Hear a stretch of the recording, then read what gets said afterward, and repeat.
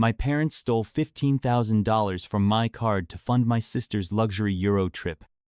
I never thought I would write a post like this, but here I am still in shock and confusion over what my parents have done. My name is Alex. I'm 28 years old, and I have a younger sister, Emma. She's 22 and has just graduated from college. Our parents have always had, let's say, an interesting approach to raising us, but their latest act has left me absolutely furious. To give you some context, I have always been the responsible child in the family. I worked hard in school, earned a scholarship, and got a good job in finance right after college. Since the age of 22, I have been financially independent and proud of everything I've achieved. Emma, on the other hand, has always been the baby of the family. Don't get me wrong, I love my sister, but our parents have spoiled her since childhood. It was obvious that she was their favorite. She always got new clothes, the latest gadgets, and was never expected to get a part-time job or help around the house. I tried to ignore it and focus on my own goals and future, but sometimes their favoritism was impossible to overlook. I still remember one moment vividly. I was 16, and Emma was 10. I had been saving up for months to buy myself a new gaming console. The day I finally had enough money, I excitedly told my parents that I was heading to the store. To my shock, they casually said, "Oh, we already bought one for Emma last week. You can just use hers." I was devastated. Despite everything, I have always supported my sister. I am genuinely proud of her. She worked hard and deserved to celebrate her achievement. For her graduation, I even bought her a brand new laptop, the one she had been dreaming of.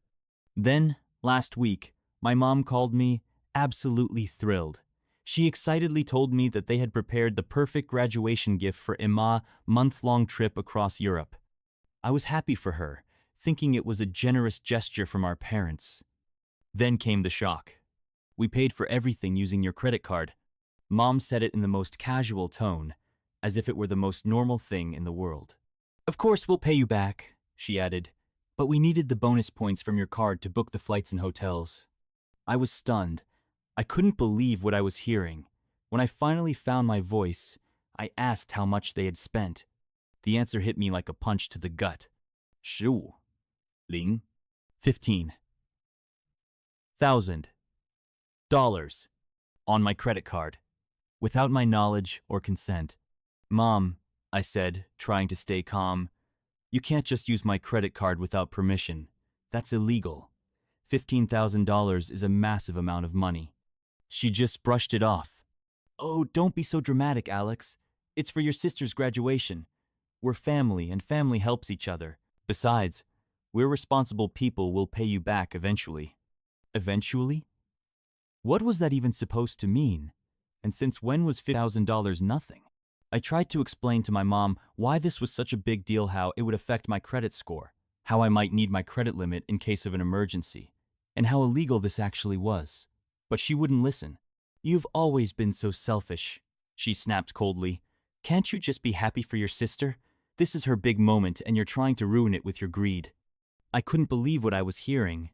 I was being called selfish for being angry about an unauthorized $15,000 charge on my credit card.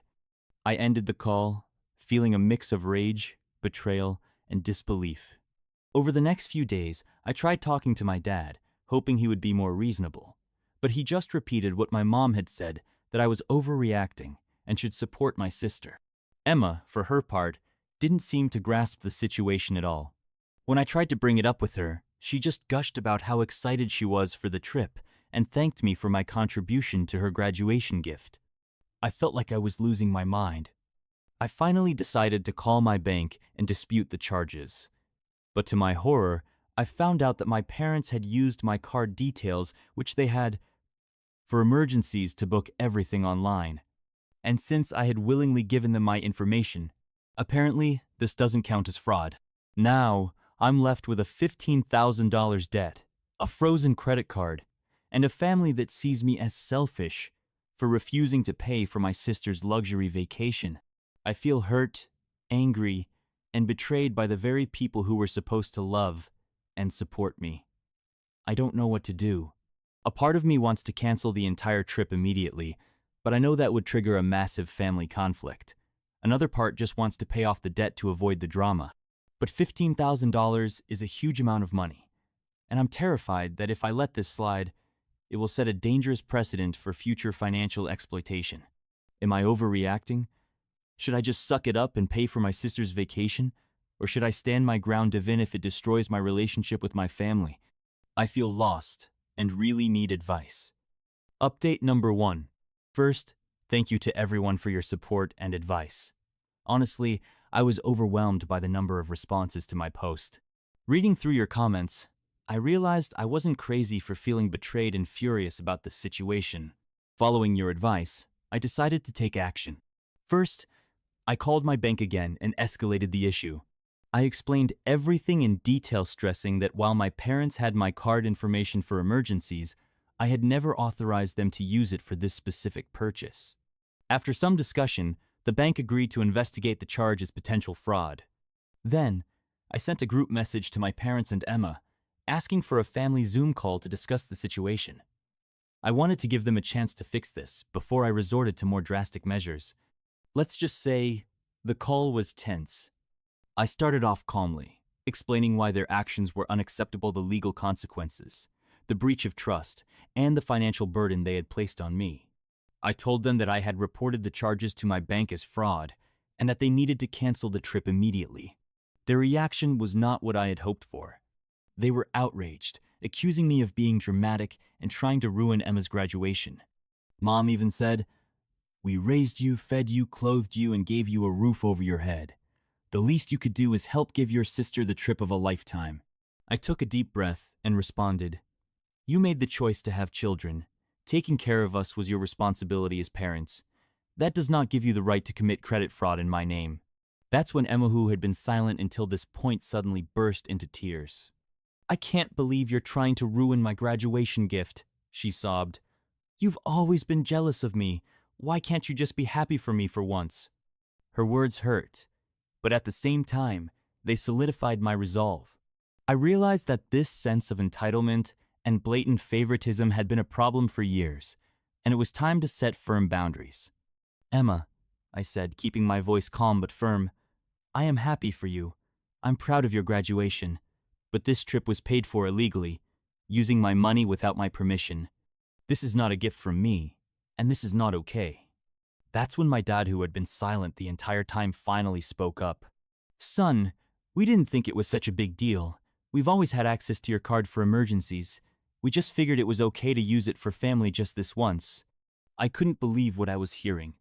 "Dad, $15,000 is not a small amount, and this was not an emergency.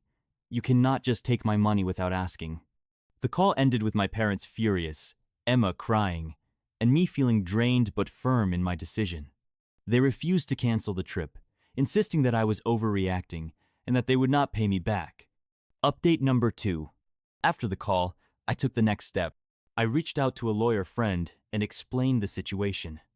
He confirmed that what my parents did was absolutely illegal and that I had every right to press charges if I chose to. I also went to the police and filed a report for unauthorized use of my credit card. The officer I spoke to was understanding and took down all the details. He warned me that taking legal action could cause serious damage to my family relationships. And now, I'm torn. On one hand, I love my family, and the thought of suing them makes me sick.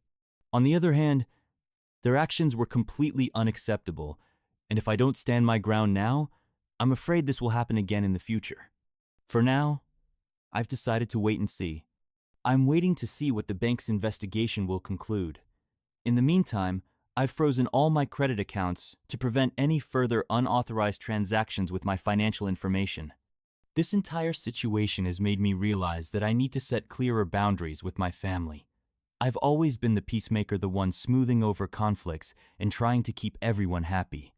But in doing so, I kept allowing myself to be taken advantage of over and over again. It hurts. It's frustrating. But at the same time, I feel an odd sense of strength for the first time. I am standing up for myself and saying no. This is not acceptable. It's hard. It's scary. But it's also necessary. Once again, thank you all for the support and advice. I'll update you as soon as I hear back from the bank investigation or if anything changes in my relationship with my family.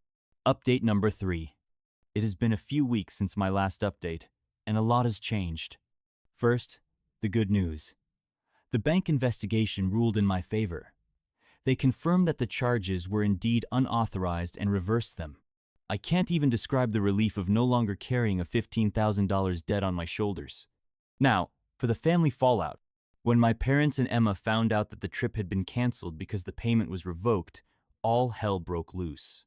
My phone exploded with angry calls and messages. My mom left a particularly vicious voicemail, calling me selfish and ungrateful, claiming that I had ruined Emma's life. Emma went so far as to post a video on social media, dramatically explaining how her cruel brother destroyed her dream graduation trip. Some mutual friends and distant relatives even started messaging me, asking why I had been so harsh to my sister. Things were spiraling out of control, and I realized I needed to set the record straight. So, I wrote a post explaining exactly what happened, how my credit card was used without my permission, how I tried to resolve things privately before escalating to the bank, and how my parents refused to take responsibility. The reaction to my post was mixed. Some people supported me, expressing shock at what my parents had done. Others still believed I should have sacrificed myself for the family and let Emma go on the trip. It was surprising to see how many people excused financial fraud just because it happened within a family.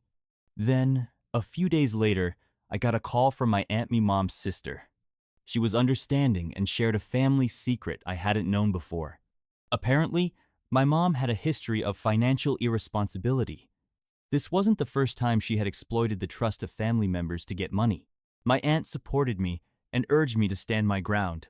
That conversation made me realize something important. This wasn't just a one-time incident. This was a pattern of behavior that had been enabled and excused for years. And I finally understood that if I didn't set firm boundaries, it would never stop. So, I made a huge decision. I told my parents that I was cutting off all contact with them indefinitely. I explained that I needed time to process everything and that I couldn't trust them right now. I also told Emma that, while I love her and am proud of her achievements, I needed to distance myself from her as well. Their reaction was predictably bad. My parents blamed me for tearing the family apart. Emma cried and accused me of punishing her for something that wasn't her fault. It was hard, but I stood my ground, protecting myself from future financial abuse. In the wake of all this family drama, I focused on securing myself financially to prevent anything like this from happening again. I changed all my passwords.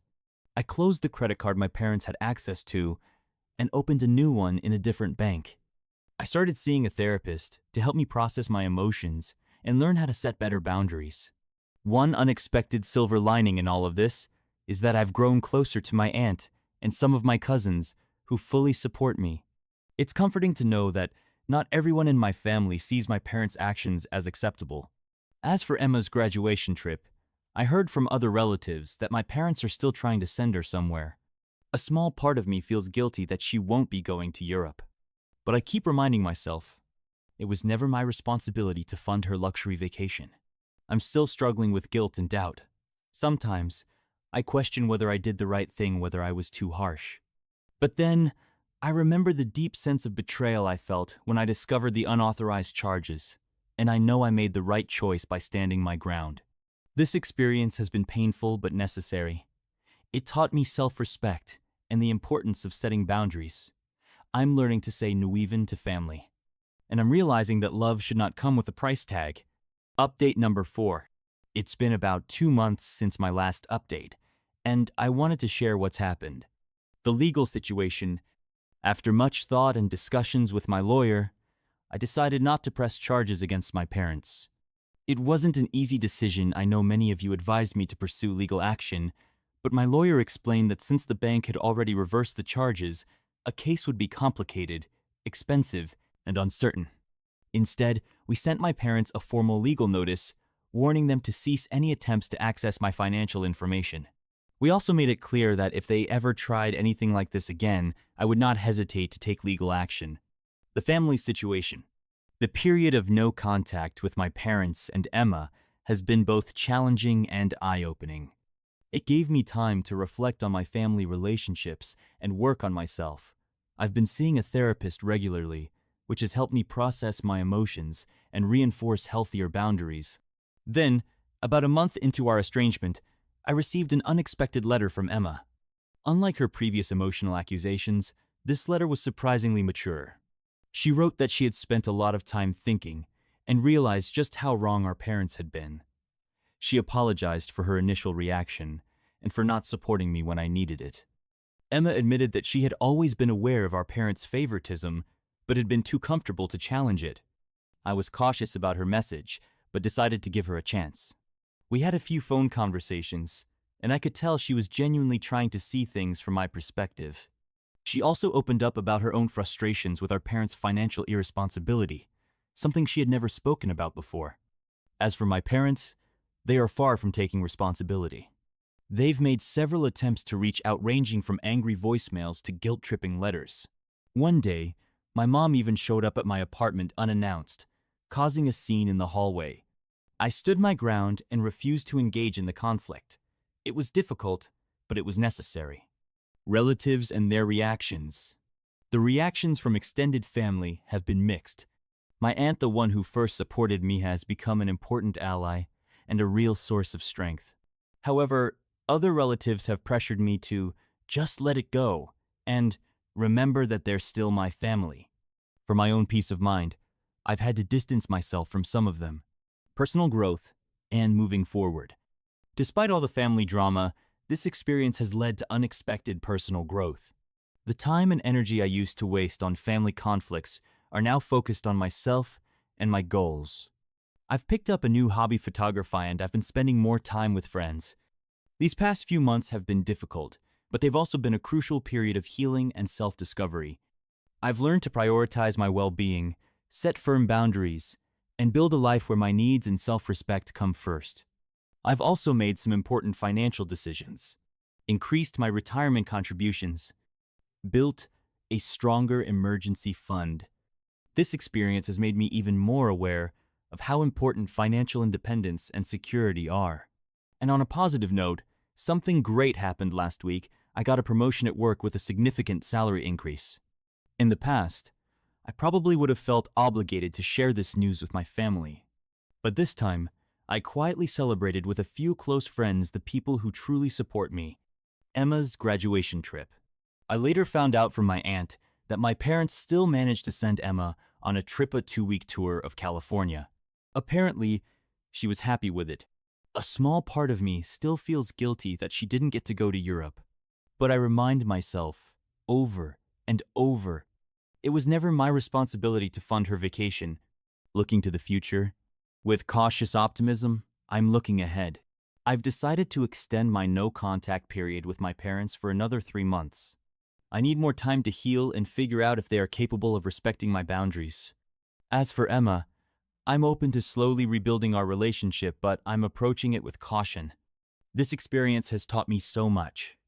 I've learned how to stand up for myself, how to protect my finances, and most importantly, what family truly means. I now understand that family isn't just about blood ties. It's about mutual respect, support, and love. The friends and relatives who stood by me during this ordeal showed me what real family looks like. I've also taken away an essential financial lesson. I've always been good with money, but this situation forced me to be even more vigilant. Going forward, I will never allow myself to be in a position where someone can take advantage of me like this again.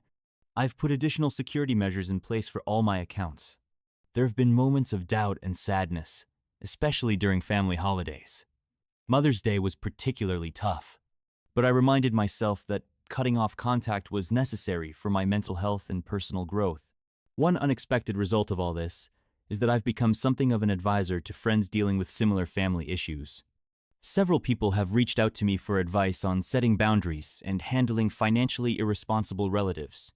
It feels good to be able to help others navigate situations like mine.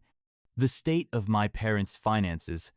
I recently found out from my aunt that my parents are struggling financially. It turns out they had planned to use my credit card for more than just Emma's trip.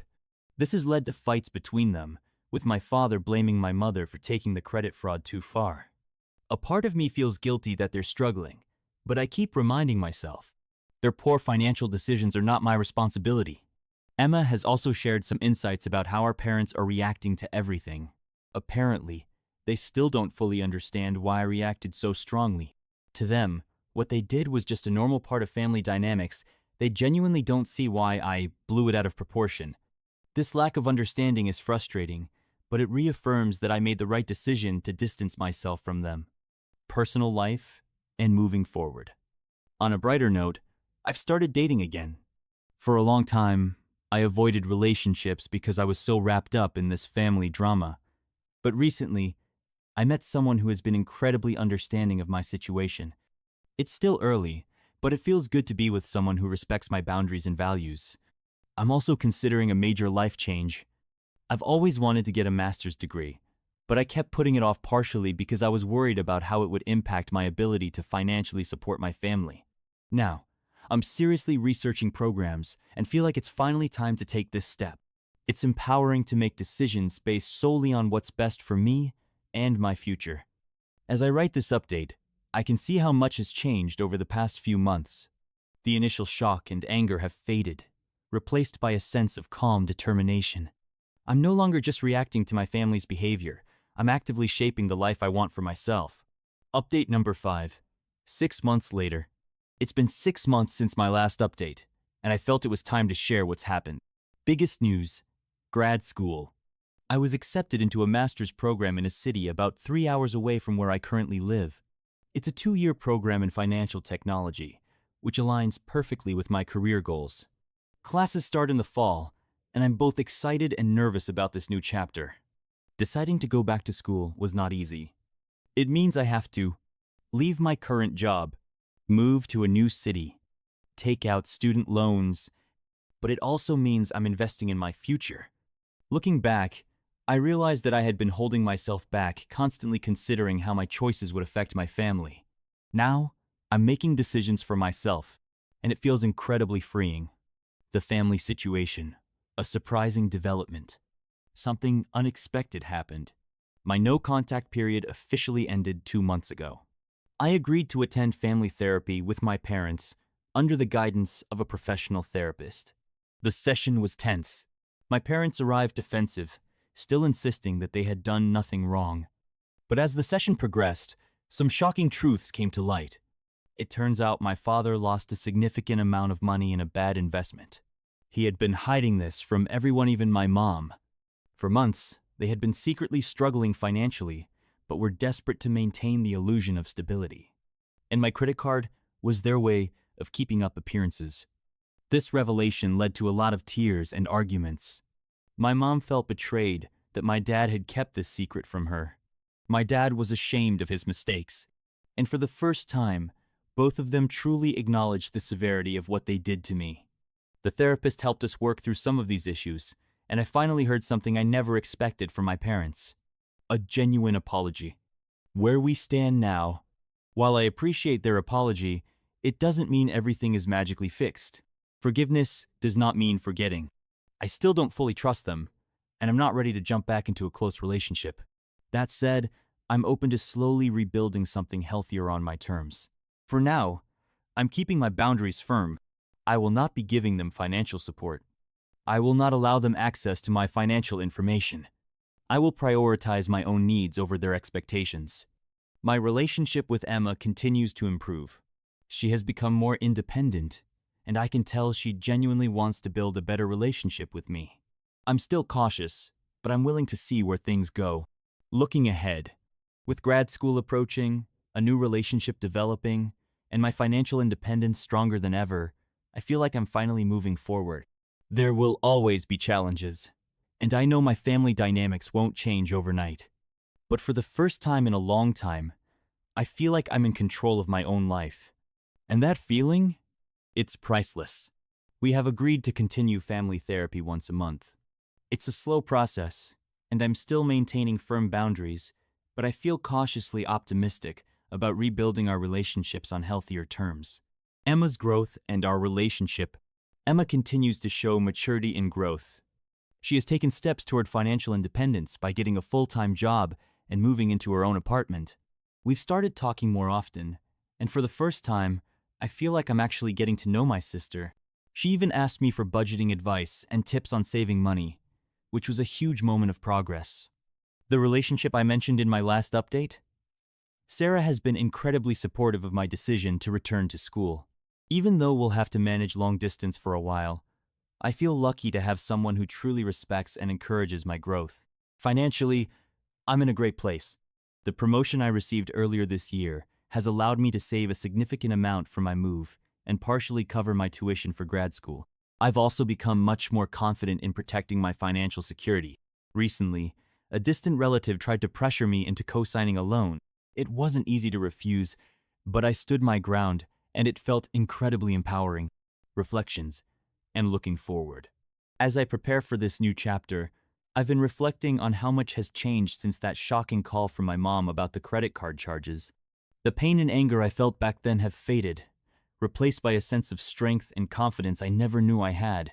I've learned so many lessons from this experience. Setting and enforcing boundaries is essential, especially with family. It's okay to prioritize your well-being and future. True family, whether blood relatives or chosen family, supports your growth and respects your limits. As I pack up my apartment and get ready for this new adventure, I feel a level of excitement and hope that I haven't experienced in years. I'm proud of how far I've come, and for the first time in a long time, I'm truly looking forward to the future. Thank you for watching this story. Leave a comment with your thoughts about it, and subscribe to see new stories. Have a great day.